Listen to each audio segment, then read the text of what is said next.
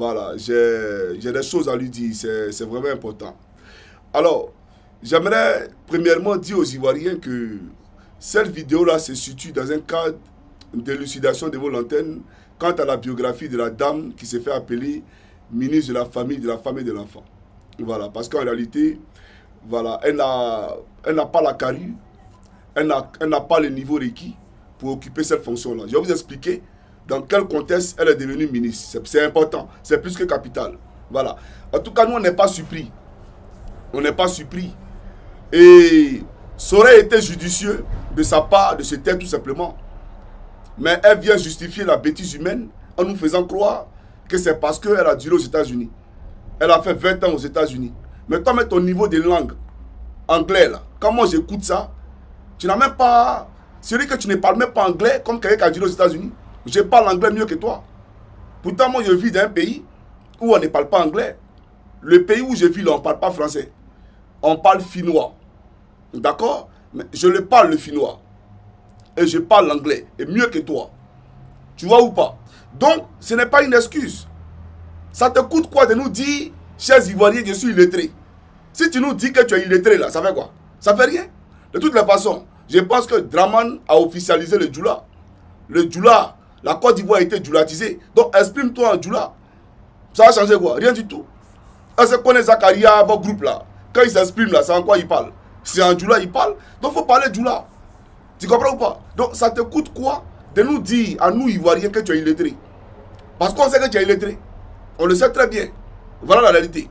Donc, chère madame, il faut t'asseoir parce que toi et nous, on doit se parler. J'ai vu que tu as écrit dans ton Wikipédia que tu es ingénieur en antique. Mais pourquoi tu mens? Tu es vieille. Tu es de 1972, après toi, puis tu mens. Quand on est vieille, on ne ment pas. Quand on est vieille, là, on ne ment pas. Quand on est passé de mariage en mariage, on ne ment pas. D'accord? Quand on a coquifié son mari, quand on a fait de son mari un cocu par essence, on ne ment pas. Mais tu es vieille et puis tu mens. Ingénieur des antiques qui parle de souderie. Tu es sérieuse là? Faut pas insulter les ingénieurs. Hein? Faut pas insulter les ingénieurs en Côte d'Ivoire et à travers le monde. Je suis ingénieur antique. Ton Wikipédia que tu as fabriqué là, tel des fagots qui sont découpés dans un champ pour constituer du feu. Wikipédia dans lequel tu as menti.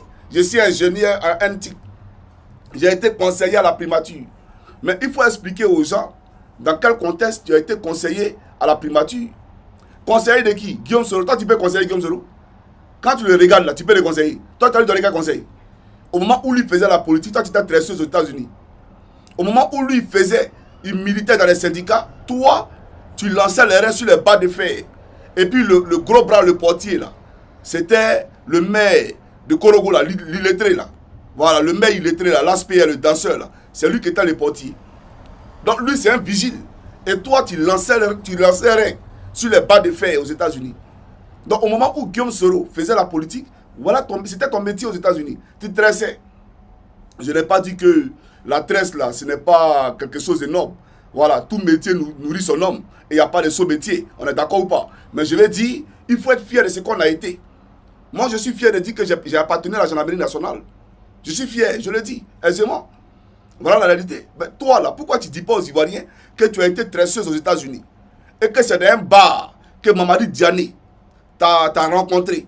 Et c'est comme ça qu'il a commencé à te m'appeler. Et c'est à cause de Mamadi Diané que Guillaume Soro t'a pris comme conseiller à la primature. Pourquoi tu ne dis pas ça aux gens? C'est ton mairie qui t'a envoyé auprès de Guillaume Soro. C'est Mamadi Diané qui t'a envoyé auprès de Guillaume Soro. Mamadi Diané, là, c'est lui qui a enlevé Ouattara dans les comment on appelle ça, les limousines qu'il conduisait à Philadelphie, là, en passant par Hollywood. C'est Mamadi Diané qui l'a enlevé là-bas. C'est limousines et c'est Woro qui conduisait aux États-Unis, là. C'est Mamadi Diané qui l'a enlevé là-bas. Et c'est grâce au réseautage de Mamadi Diané qui s'est retrouvé au Fonds monétaire international. Tu n'es pas au courant de ça? Donc c'est Mamadi Diané là. C'est lui qui était la porte ouverte à la Maison Blanche à la Draman Ouattara. C'est lui qui était le lobbyiste de la Draman Ouattara. C'est grâce à lui que la communauté internationale est allée bombarder la maison de Gbagbo Laurent. Son Ouattara, c'est qui? Ouattara, il n'est rien. Ouattara n'est qu'un larbin de Mamadi Diané. Tu comprends ou pas? Donc, on va aller étape par étape. D'abord, j'aimerais situer les faits parce que c'est important. J'ai vu un communiqué, il y a de cela, je crois, 4 mois, voilà, 4 mois, 5 mois, où j'avais décidé de déconstruire ce gouvernement moribond et pathétique de Draman Ouattara, le faisant de coups d'État, qui bientôt quittera le pouvoir. Parce que vous allez quitter le pouvoir. Vous là, c'est fini pour vous. Vous le savez très bien. Voilà. Si vous dirigez la Côte d'Ivoire, c'est que nous, on n'est pas ivoiriens. Si toi, tu es ministre encore en Côte d'Ivoire, là, c'est que moi, Koukounion, je ne suis pas ivoirien.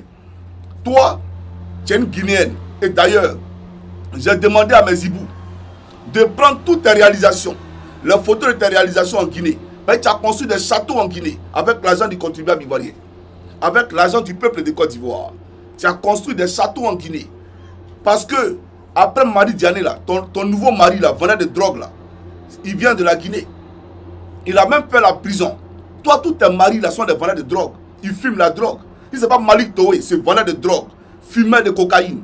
C'est ce Guinéen-là qui a été ministre dans le gouvernement d'Alpha Condé, que tu as marié après la mort de ton mari. Mais on va à la profondeur, ne t'en fais pas. Donc tous tes biens, tu les as réalisés en Guinée. Mais est-ce que les Ivoiriens sont au courant de ça? Quand Mamadi Doumbia a fait sa fête là, et que tu allais danser à Makoso là, c'est quoi? Toi, tu es une Guinéenne. Tu comprends? Tes racines là, c'est en Guinée. Tu as tout réalisé en Guinée. Donc actuellement, là, tu t'en fous. Parce que si Ouattara perd le pouvoir, toi, tu vas manger tranquillement en Guinée là-bas. C'est ça la réalité. Mais madame, on va parler d'abord du communiqué. Tu as produit ce communiqué-là à l'époque, me concernant, sous prétexte que tu demandais au procureur de la République de se saisir de mon dossier. Quand tu me regardes là, moi, je ne pas ton procureur de merde là. Ton procureur Pakoti là, Salamane là, moi, on se ressemble. Et puis lui, il va se saisir. Mais depuis là, il ne se saisit pas de ce dossier-là. Qu'il se saisisse de ce dossier, il peut voir. Parmi vous là, il n'y a pas de garçon. Vos gouvernements de merde là, il n'y a pas bandant. Si Johnny Pacheco. Il n'y a pas quelqu'un. Moi, je ne suis pas mauritanien. Venez chercher pour voir. Ou même Ouattara n'est plus brave, ou même n'a plus bras long. Ah, donc quand c'est Johnny Pacheco, vous reculez. Il ne connaît plus Nicolas Sarkozy. Il ne connaît plus Macron. Vous êtes des plaisantins en papier carton, vous tous, au RDR. Que je demande au procureur de se saisir du dossier de Johnny. Ton procureur de merde, dans ta lagune de merde de briller là, lui il peut faire quelque chose à Johnny Pacheco. Mais ce qui m'intéresse ici, c'est le niveau de langue utilisé pour faire ce discours-là. Voilà, c'est ça qui m'intéresse ici. C'est un niveau de langue qui est soutenu. D'accord, madame?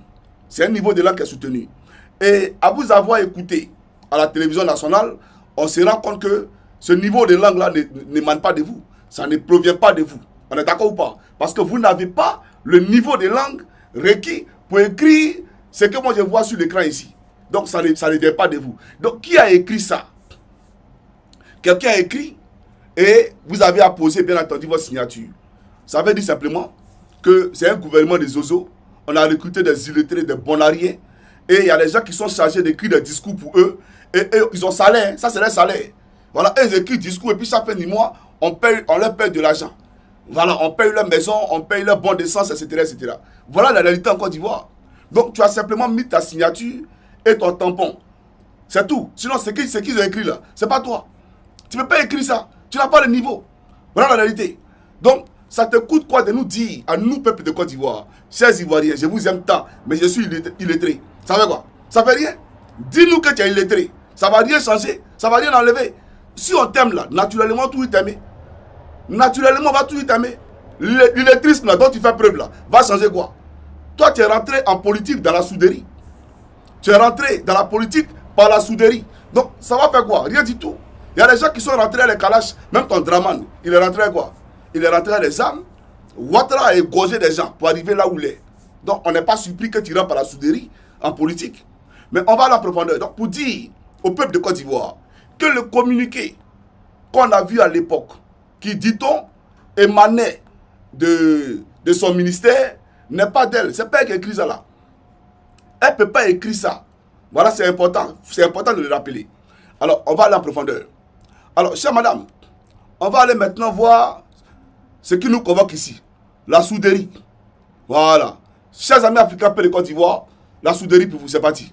938 qui ont bénéficié de formation professionnelle à travers les centres d'insertion. Comme quoi, par exemple? La maçonnerie, la souderie, d'autres sont devenus des tapissiers. Voilà. Mais pourquoi tu es obligé de répondre? Elle dit comme quoi, par exemple? Tu dis non, c'est légion. On ne peut pas tout énumérer ici. Là, tu allais échapper à la question.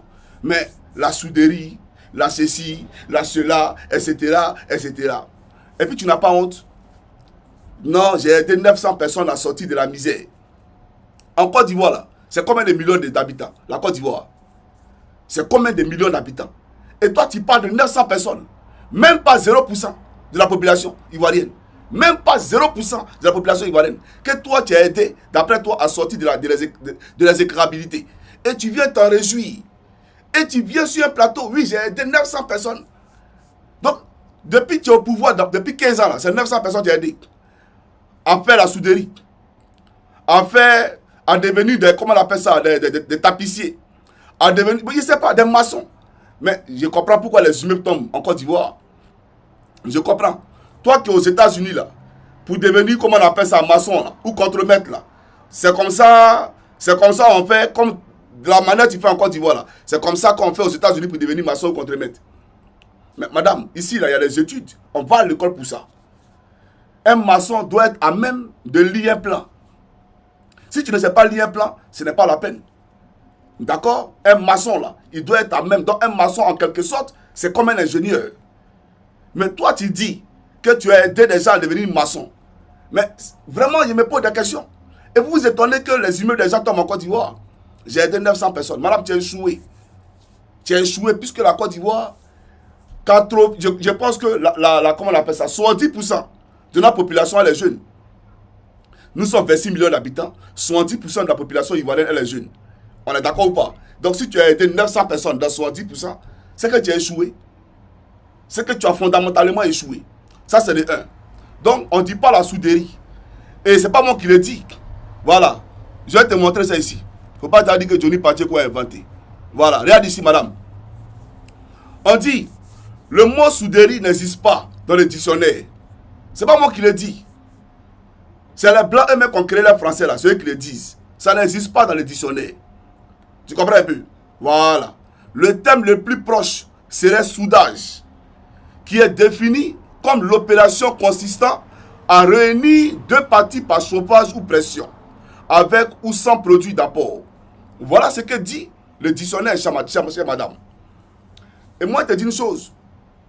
Moi, je n'ai pas t'en vouloir personnellement parce que la langue de Molière, ce n'est pas notre langue à nous. On est d'accord ou pas? Tu es guinéenne. Comme quand il y a Kamisoko Kamara, on comprend. Mais, il aurait... Tu sais, tu n'as pas droit à l'excuse. Pourquoi? Parce que la Côte d'Ivoire est un pays qui a été colonisé par la France. Et nous sommes un État cosmopolite, d'accord? Donc, qui regorge en son sein plusieurs cultures et des diversités culturelles et ethniques. On est d'accord ou pas?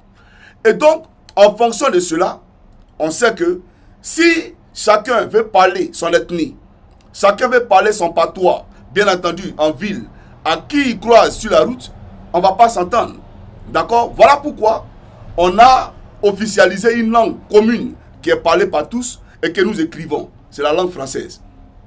Voilà pourquoi à l'époque, je me suis offusqué, d'accord, de voir que Ouattao, sous le drapeau national à la garde républicaine, s'exprimait en langue malinké. Ça veut dire qu'on avait une armée clanique. Et ce n'est pas ce qui nous a été enseigné à l'école des gendarmeries. À l'école des gendarmeries, quand l'instructeur voulait nous parler, quand le moniteur voulait nous parler, quand le commandant école voulait nous parler, il s'exprimait dans une langue qui était comprise par tout le monde, c'est-à-dire le français. Maintenant, en tant que ministre de la République, on n'a pas droit à l'erreur. En tant que ministre de la République, normalement, on n'a pas droit à l'erreur. Puisque le ministre, là, il symbolise l'État. Il symbolise l'État. D'accord? Et donc, il doit, par excellence, savoir parler ce français-là, qui est la langue parlée par tout le monde. Donc, tu n'as pas droit à l'erreur. Si tu n'étais pas ministre, je pouvais comprendre. Mais tu es ministre. Et en Côte d'Ivoire, on parle français. En Côte d'Ivoire, on écrit en français. Et toi, tu as nous dit que c'est parce que tu as dit en Angleterre ou tu as dit aux États-Unis, c'est pour ça que tu parles mieux l'anglais que le français. Ah, chère madame. Soyons sérieux, chère madame. Mais l'anglais, tu ne le parles pas. Tu le parles couramment. Parce que j'ai écouté un discours de toi en anglais. Tu le parles couramment. Tu ne parles pas anglais. Maintenant, on dira quoi de Draman? Puisque Draman aussi l'a dit aux États-Unis. Draman, après son baccalauréat, il est allé aux États-Unis. Mais est-ce que Draman dit la souderie? Draman ne dit pas la souderie. Draman, on reconnaît, c'est un grand menteur. Donc les États-Unis ont fait de lui un menteur. Un super menteur. Ou peut-être qu'il était menteur avant d'aller aux États-Unis. Donc les États-Unis ont fait de lui un menteur.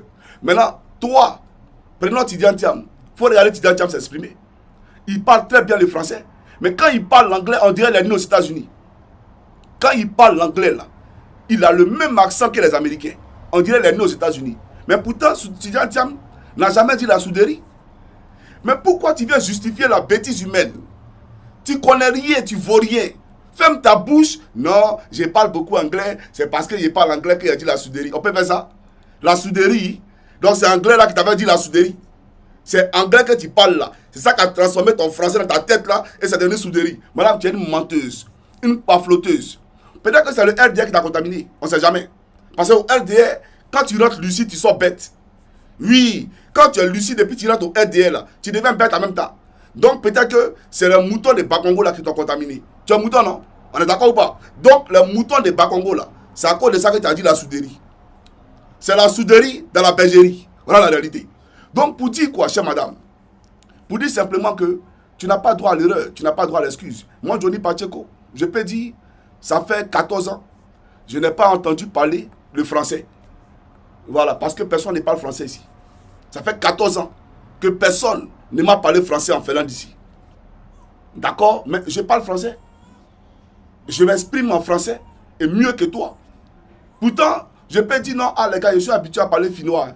Je suis habitué à parler anglais. Donc voilà pourquoi. Mais ça fait 14 ans que personne ne m'a dit bonjour en français dans la rue en Finlande ici. Personne. Donc tu n'as pas droit à l'excuse. Tu es une menteuse. Prenons maintenant l'aspect, le danseur.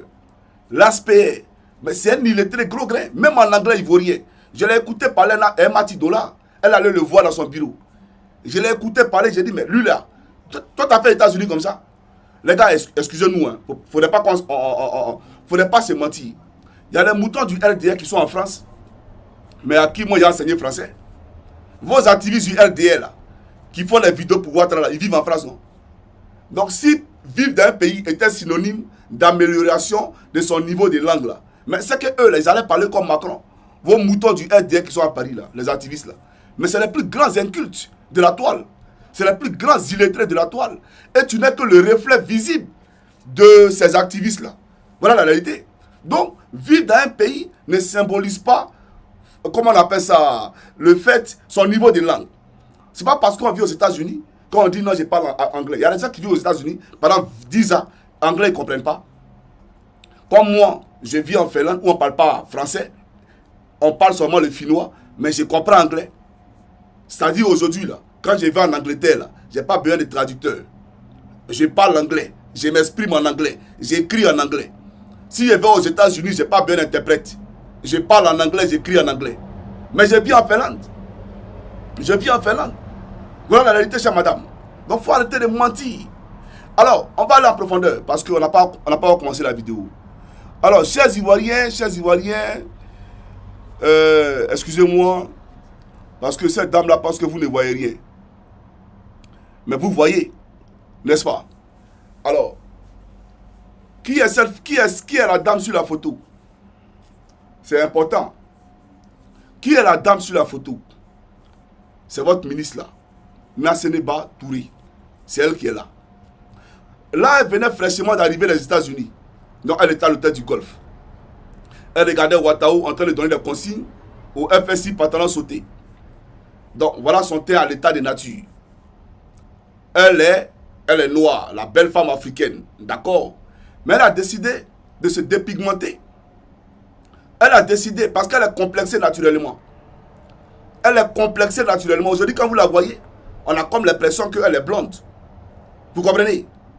Voilà les gens comme ça. Au fait, en cas d'accident, quand tu seras en face d'un chirurgien et que pour recoudre ta peau, là, ça sera compliqué pour lui, c'est là que tu te rends compte que j'ai fortement m'aider. En changeant la couleur de ma peau, j'ai fortement m'aider. Pourquoi vous ne laissez pas naturel?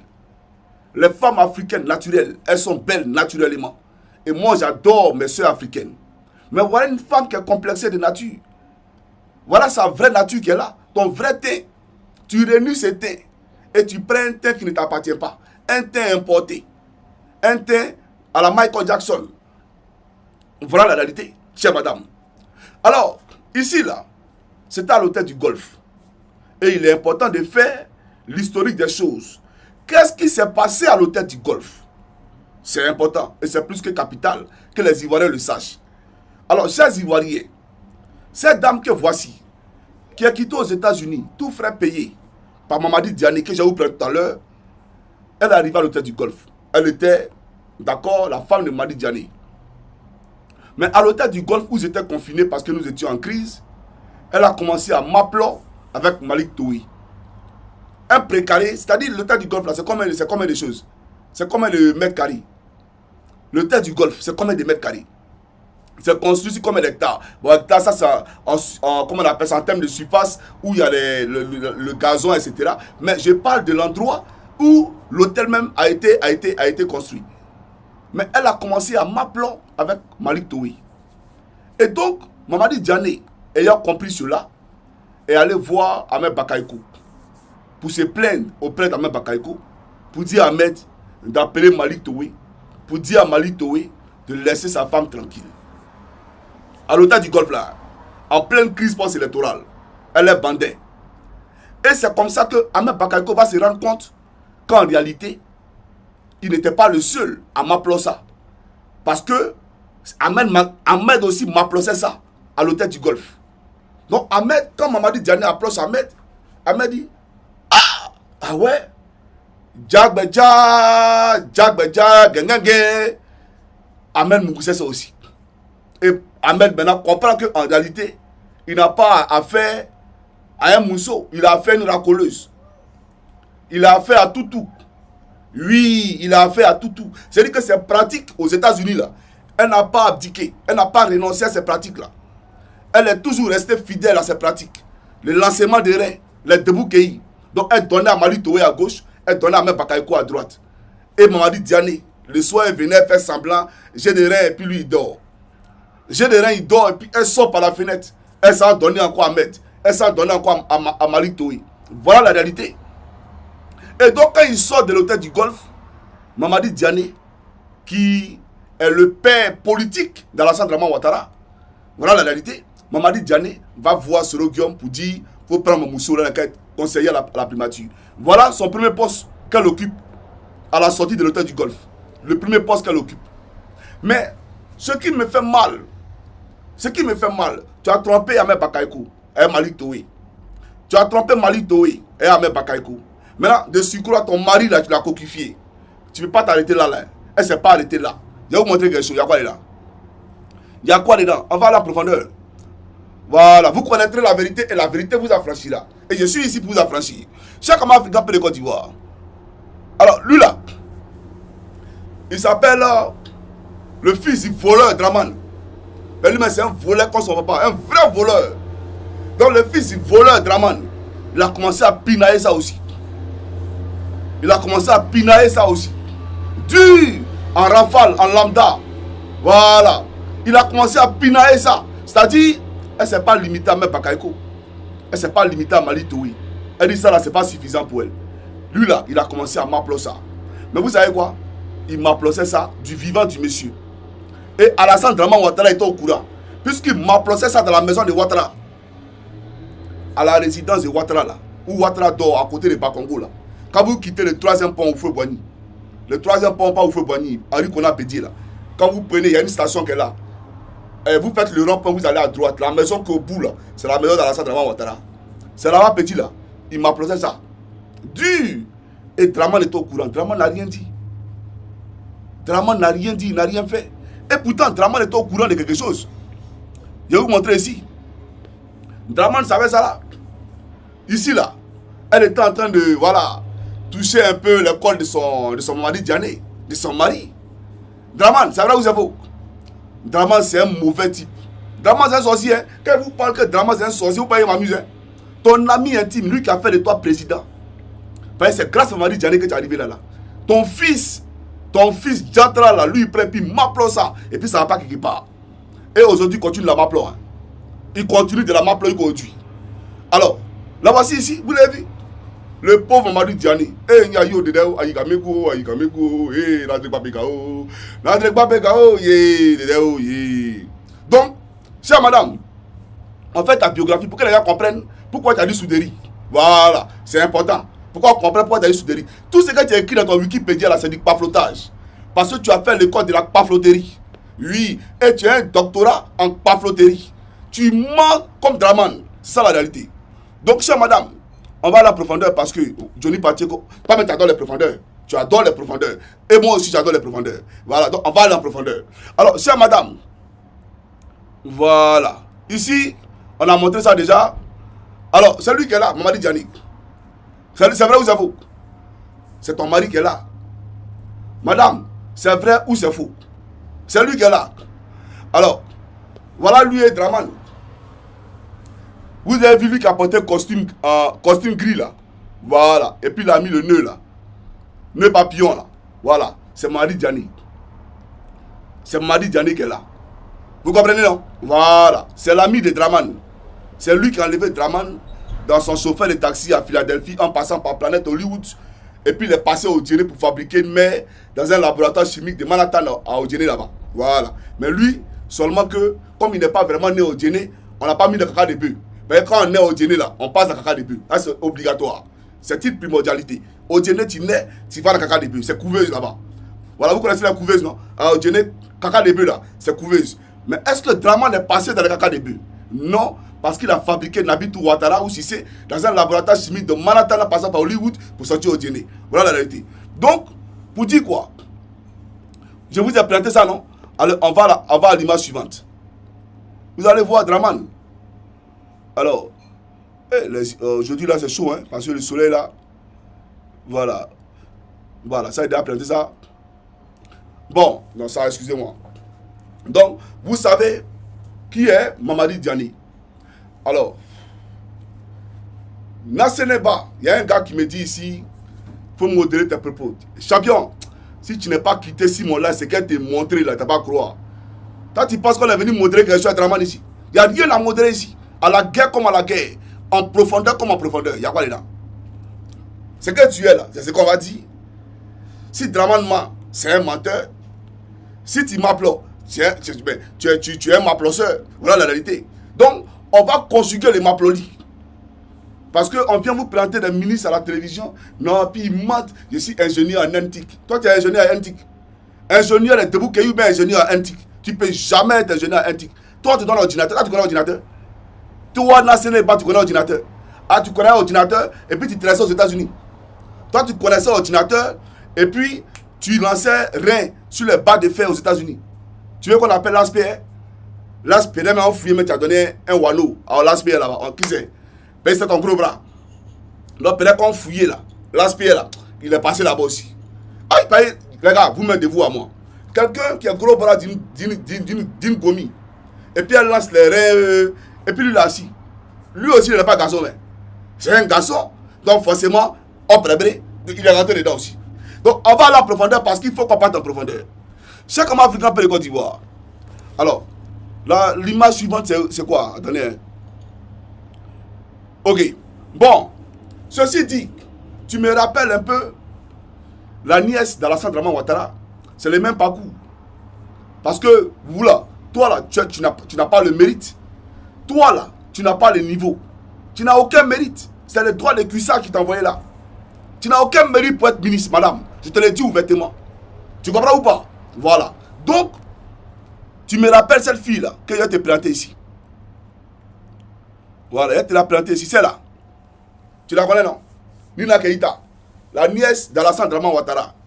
Vous aviez le même métier, elle et toi. Elle lançait rien aussi. Sur bas de fer aux États-Unis. C'est vrai ou c'est faux? Tu la connais, c'est ta collègue. En collègue, on se connaît. Il y a la connexion spirituelle. Donc, on se parle spirituellement. Donc, il y a une connexion, voilà, digitale. Puisque tu as fait les NTIC. Voilà. Donc, c'est la digitalisation des connexions dans le bas de fer. Donc, celle-là, c'est la nièce d'Alassane Draman Ouattara. Deuxième image. Sa biographie. Voilà, c'est-à-dire qu'on évolue. Voilà, on évolue dans la biographie. Vous la voyez, non?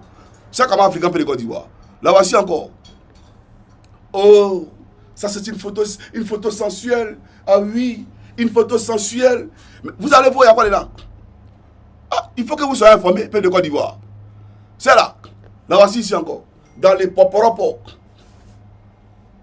Dans le Poporopo, qui est en train de m'écrire ici, là. Ok. Bon, là, après, je lis ça.